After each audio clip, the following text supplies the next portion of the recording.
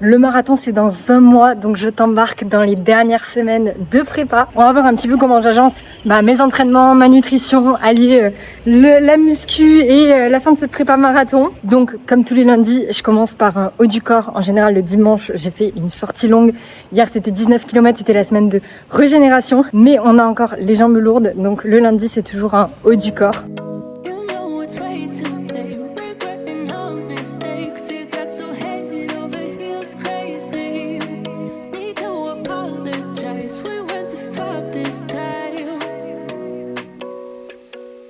Voici ma petite assiette de midi. Du coup, je cuisine toujours en 2 fois, histoire d'avoir déjà pour demain midi. Surtout que le mardi, en général, je fais une séance sur la post-déj. Donc, ça me permet d'avoir déjà un tube de près. Et du coup, au menu, on a du riz, du poulet, des poivrons, des tomates et de l'huile d'olive. Voilà, classique, simple, efficace. Et j'augmente un petit peu mes quantités cette semaine. J'en parlerai un petit peu plus tard dans ce vlog. Parce que là, j'ai la dalle et je vais aller manger.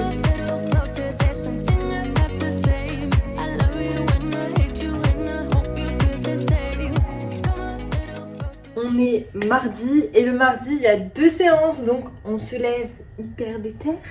On prend un petit pré-workout, donc de la whey, des galettes de maïs et du sirop d'agave. Encore une fois, si vous n'avez pas testé et vous aimez les miel pops, les galettes de maïs et le sirop d'agave c'est les meilleurs pré-workout. Voilà, c'est dit. Donc aujourd'hui on a un bas du corps le matin. L'objectif c'est que ce soit avant le travail, donc là il est 7h. On prend un petit truc à manger et on y va direct. Et la deuxième séance, ça sera ce soir. J'ai un 12 km à courir en EF. Du coup, je fais à chaque fois en sorte de placer mon bas du corps avant mon run pour conserver le maximum d'énergie sur mon bas du corps. Même si mes séances bas du corps en ce moment ne sont pas les plus efficaces. Tout simplement parce que j'ai très peu... j'ai du mal à récupérer sur le bas du corps et j'ai déjà beaucoup de volume sur la course à pied. Donc je fais en sorte de travailler avec des charges plus légères, un peu comme si je travaillais en deload, et de faire des exercices qui soient pas non plus trop demandants. Par exemple, j'ai remplacé mon squat à la barre à un squat à la Smith. Donc je vais vous mettre quelques clips de ma séance.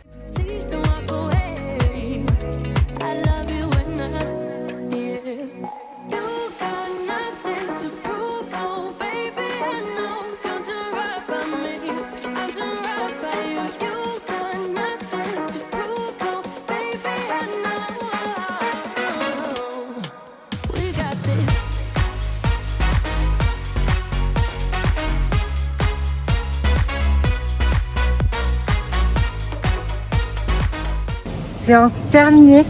C'était un 3x3000 à 5,15. J'apprends un petit peu. Ça s'est pas trop mal passé. Je pense que le dernier tour, j'étais peut-être plus à 5,20, 5,25. C'était assez dur en vrai.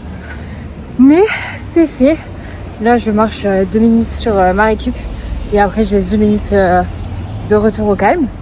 Donc, c'est ma deuxième séance de la semaine. Et la première, du coup, je viens de me dire que j'ai pas filmé, mais c'était hier. J'avais un pote des 7 qui venait dormir à la maison. Donc, on allait faire un petit 12 bornes. Voilà. Et là, ma montre, elle m'a lâché sur le dernier kilomètre de fractionné. Donc, j'avais un peu le seum. J'ai lancé le téléphone pour juste avoir l'allure. Mais voilà. Il est l'heure d'aller manger et de retourner travailler parce qu'on est sur la post-déj. Bon, j'ai un peu le seum parce que je viens de filmer un plan pour ma vidéo YouTube en format vertical, Alexia, putain. Bref, du coup je vais faire un plan où je parle, voilà, tant pis. Donc voici ma petite assiette. On a du coup une salade vite fait, bien fait. On a du quinoa, des haricots verts, des tomates cerises et un petit peu de jambon. Je sais, c'est peut-être pas le plus optimal, le plus intéressant, mais quand c'est de temps en temps, c'est ok, ça reste ultra pratique. Et j'avoue que quand j'ai pas trop le temps ou que j'ai pas mal de taf, c'est vrai que ça me permet, en vrai, je fais aucun effort. Hein. Genre, j'ouvre une boîte d'haricots verts, des tomates cerises, j'ouvre un truc de jambon et voilà.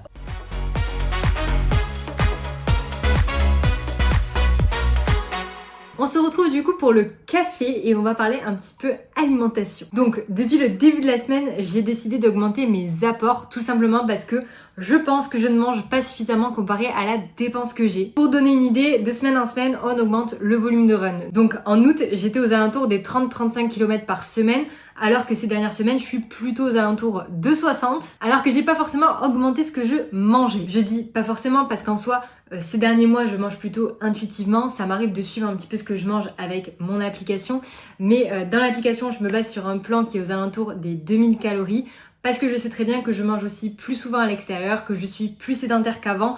Je fais en moyenne 6000 pas par jour. Et en soi, je ressens pas spécialement la faim parce que comme je sais que ma dépense est plus importante, quand je ressens la faim, en général, je me fais une collation et du coup, je me dis qu'il y a pas de problème. Donc globalement, j'avais pas spécialement l'impression d'être en déficit ou de manger pas suffisamment par rapport à ma dépense, mais j'ai l'impression que mon corps m'envoie des signaux ces derniers mois. Donc pour te dire, ces 2-3 derniers mois, j'ai eu un cycle plutôt irrégulier, ce qui est pas mon cas normalement et je suis pas sous contraception hormonale. Donc c'est un signe auquel vous devez vous fier, les filles. Franchement, c'est un signe c'est des signaux que vous envoie votre corps et qui sont hyper importants. Donc vraiment, essayez de suivre et de traquer votre cycle, ça peut vous donner énormément d'indications. En parallèle de ça, j'ai aussi observé que j'avais une très mauvaise récupération, un sommeil hyper léger, pas du tout récupérateur, alors que j'ai l'habitude de faire des bonnes nuits clairement. Et à côté de ça, un détail qui n'est certainement pas un détail, mais j'ai perdu du poids et forcément si on perd du poids, c'est très probablement qu'on a un déficit calorique. Perso, je m'étais un peu dit, vu que je mets moins de charges à la salle, que je travaille plutôt avec des charges légères, etc., j'ai potentiellement perdu du muscle, et ce qui est peut-être vrai, mais dans tous les cas, je pense que je suis effectivement en déficit calorique et par conséquent que je ne mange pas assez. Sauf que ça fait un peu flipper parce que d'un côté, déjà esthétiquement, j'ai pas forcément envie de prendre du gras et d'un autre côté, j'ai pas forcément envie non plus de prendre du poids pour la course, le marathon. On le sait, en étant plus léger, ça sera plus facile. Mais d'un autre côté, je sais très bien que si je continue à pas suffisamment m'alimenter, j'ai plus de chances de me blesser et j'ai pas envie de négliger ma santé et ma santé hormonale. Donc, je me dis que c'est plus pertinent d'augmenter mes apports.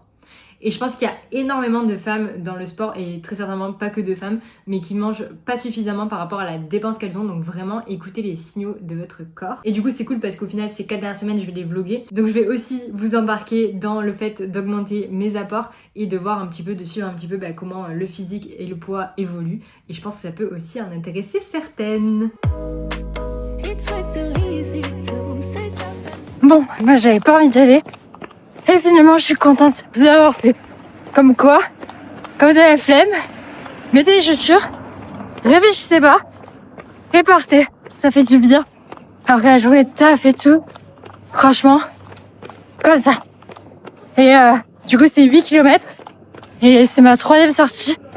Il me restera plus que le 30 km de dimanche. Génial. Les 5 étages là, pour finir le run, c'est... pépite. Non bref, je viens d'arriver chez moi. Du coup, ce soir au menu, on a douche, hein, vous inquiétez pas, je me douche. Du coup, on a des pâtes, j'avais testé ça. En vrai, c'est pas mal. Il y a plein de gens qui m'ont dit que déjà la marque Carrefour c'était pas bon et qu'il y avait du mal à digérer parce qu'en fait, j'ai regardé les ingrédients, c'est parce qu'il y a de la farine de pois. C'est pour ça que c'est plus protéiné. Et apparemment, il y a pas mal de personnes qui ont du mal à digérer. Mais bon, ça va apparemment. Donc, le menu, c'est ça. Avec des champignons, des petites tomates cerises qui me restent de midi. La fin de jambon qui me reste de midi. Un petit peu de gruyère. Et voilà quoi. On va se régaler.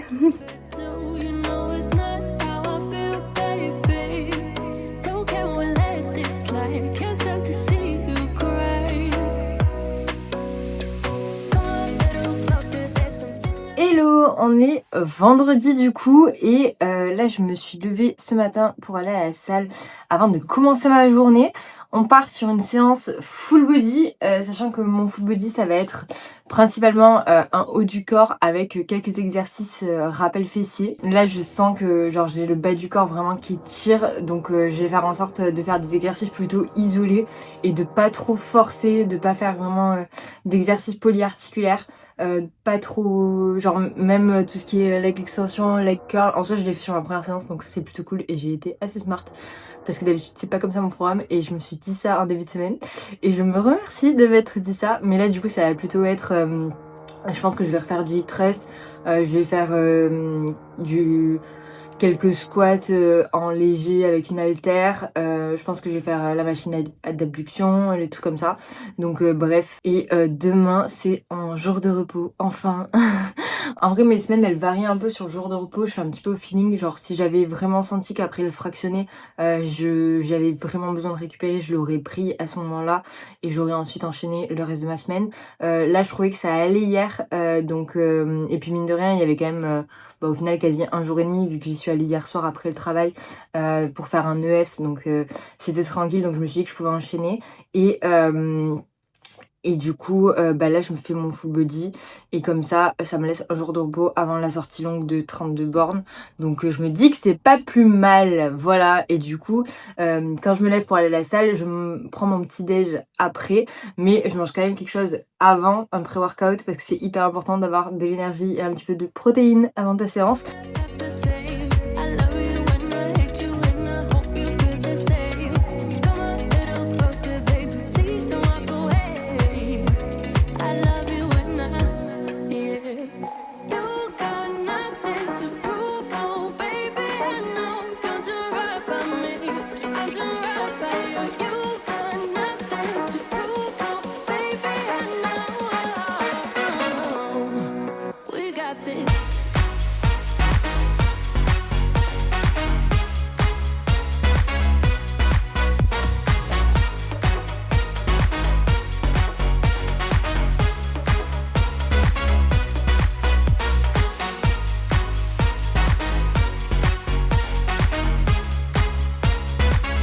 Bon, j'ai complètement oublié de filmer pour YouTube ma sortie longue, donc je vais faire un petit débrief maintenant et je mettrai les images que j'ai filmées sur Insta. D'ailleurs, si tu ne me suis pas sur Insta, je ne sais pas ce que tu attends. C'était donc ma plus longue sortie ever, 31 km. Qui aurait cru que je courais à 30 km un dimanche matin?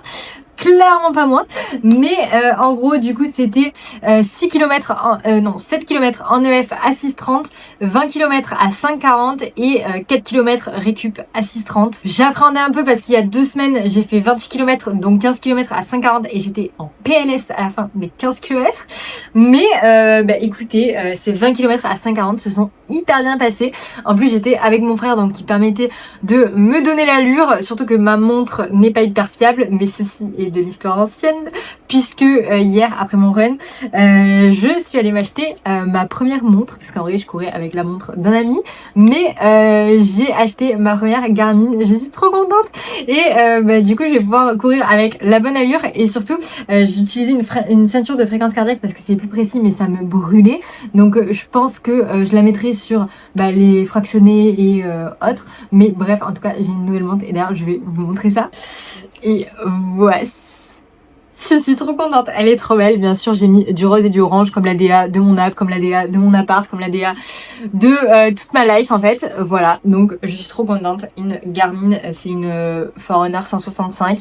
Voilà, j'avais pas non plus prévu de mettre 400 balles dans une montre. Je pense pas que j'ai l'utilité d'avoir, je pense pas qu'il y ait une nécessité d'avoir une montre aussi développée. Donc celle-ci fera très bien le taf et j'ai trop hâte d'aller l'essayer. Et ça c'est plutôt cool parce que on arrive sur la fin de la prep et les sorties commencent à être un peu compliqué niveau mindset, en mode l'envie d'aller courir n'est clairement pas présente, donc voilà, ça me fait un petit jouet, un petit truc à tester cette semaine. Du coup je suis trop contente et mine de rien on passe de la Phoenix 3 à celle-ci, il va y avoir une grosse différence, surtout à un mois du marathon, puisque j'aimerais bien quand même la prendre un peu en main avant.